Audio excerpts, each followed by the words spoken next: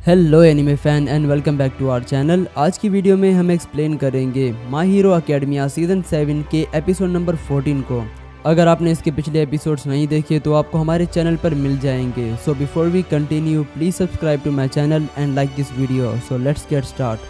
Episode की शुरुआत में हमें किसी की बैकग्राउंड स्टोरी को दिखाया जाता है और ये समझाया जाता है कि कैसे उसके लुक्स की वजह से लोग उससे नफरत करते थे और उसे मारा पीटा करते थे। और फिर सीन शिफ्ट होता है सेंट्रल हॉस्पिटल के बाहर, जहां हम स्पिनर को देखते हैं जो कि क्रोगरी को आज़ाद करवाने आया है और उसके साथ हेट्रोमॉब्स का एक बड़ा ग्रुप भी है जो कि हीरोज पर हमला कर देता है। यहाँ काफी सारे हीरोज और मिलिट्री के कुछ लोग भी होते हैं, लेकिन इनकी तादाद हेट्रोमॉब से काफी कम होती है, जिसकी वजह से विलन्स भारी पड़ रहे होते हैं और हॉस्पिटल की तरफ बढ़ने लगते हैं। और यहाँ पर हम एक विलन को देखते हैं जो कि चिल्ला चिल्ला कर कह रहा होता है कि आज तक हम पे नॉर्मल लोगों ने बहुत जुल्म किया है और हमें बिला वजह मारा पीटा गया है हमारे लुक्स की वजह से, और कहता है कि आज वो दिन है जब हम उन लोगों से रिवेंज लेंगे जिन्होंने हमें हमारे अपीयरेंस की वजह से परेशान किया था। और इनका स्पोक पर्सन होता है स्पिनर, जो कि कुछ भी नहीं बोल रहा था, जिसकी जगह ये बोल रहा होता है, क्योंकि जब से ऑल फॉर वन ने स्पिनर को न्यू पावर दी है वो कुछ भी सोचता है तो उसका माइंड ब्लैंक हो जाता है और उसके दिमाग में सिर्फ एक ही बात चल रही होती है और वो होती है क्रोगरी को आजाद करवाना। इसके बाद शोजी स्पिनर को रोकने के लिए उस पर अपना ऑक्टोब्लो अटैक कर देता है, जिसे देखकर बाकी विलन्स काफी ज्यादा गुस्से में आ जाते हैं और शोजी को घेर लेते हैं। और यहाँ हमें पता चलता है कि एपिसोड के स्टार्टिंग में हमें जो बैकग्राउंड स्टोरी दिखाई गई थी वो स्पिनर की नहीं बल्कि शोजी की थी।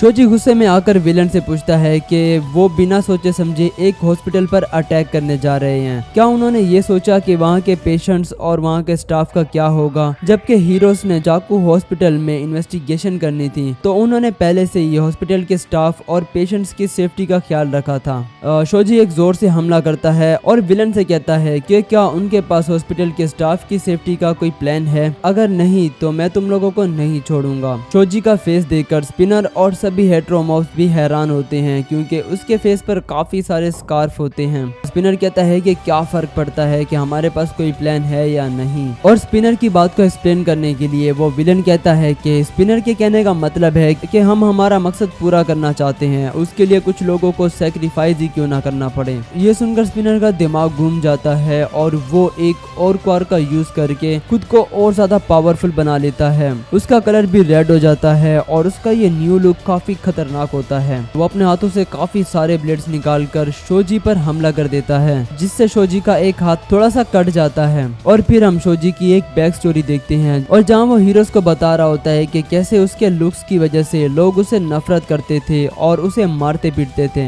जिसकी वजह से उसके फेस पर ये स्कार्फ बन गए हैं और इसीलिए वो अपने फेस को हमेशा ढक कर रखता है ताकि किसी को ये न लगे कि वो किसी से रिवेंज लेना चाहता है। और कहानी वापस प्रेजेंट में आती है जहाँ शोजी स्पिनर को कहता है कि जिन लोगों ने उन्हें तकलीफ दी है वो जस्टिफाइड नहीं था, लेकिन उसके लिए सभी लोगों से बदला लेना भी गलत बात है। स्पिनर कहता है कि उसे इन बातों से फर्क नहीं पड़ता और फिर शोजी और स्पिनर के बीच काफी अच्छी फाइट देखने को मिलती है। और फिर हम कोजी को देखते हैं जिसके सींग अचानक से ग्रो होने लगते हैं, जिसकी वजह से उसकी क्वार्क भी ज्यादा पावरफुल बन जाती है, जिससे वो काफी सारे क्रोस को समन करता है और उस विलन पर अटैक करता है जो कि सभी हेट्रोमॉब्स को गाइड कर रहा था। और मिस्टर माइक अपने सोनिक अटैक करके स्पिनर के सभी ब्लेड्स को तोड़ देता है और फिर शोजी एक जोरदार पंच मारकर स्पिनर की हालत खराब कर देता है। शोजी स्पिनर और बाकी हेट्रोमॉब से कहता है कि तुम तुम्हारी इस जायंट बॉडी से किसको प्रोटेक्ट करोगे, क्योंकि तुम्हारी बॉडी एक गिफ्ट है और तुम्हें इसका ठीक इस्तेमाल करना चाहिए। लेकिन हम देखते हैं कि स्पिनर अभी भी बिल्कुल ठीक होता है और उस पर शोजी के पंच और इसकी बातों का जरा भी असर नहीं होता और वो कहता है कि उसकी नफरत इंसानों के लिए खत्म नहीं होगी और वो रिवेंज लेकर ही रहेगा। और इसके बाद वो बिल्डिंग्स पर कूदता हुआ सीधा उस हॉस्पिटल तक जा पहुंचता है जहां क्रोगरी को रखा गया है और यहाँ एपिसोड खत्म हो जाता है। तो ये था आज का एपिसोड। आपको ये एपिसोड कैसा लगा मुझे कमेंट में जरूर बताना।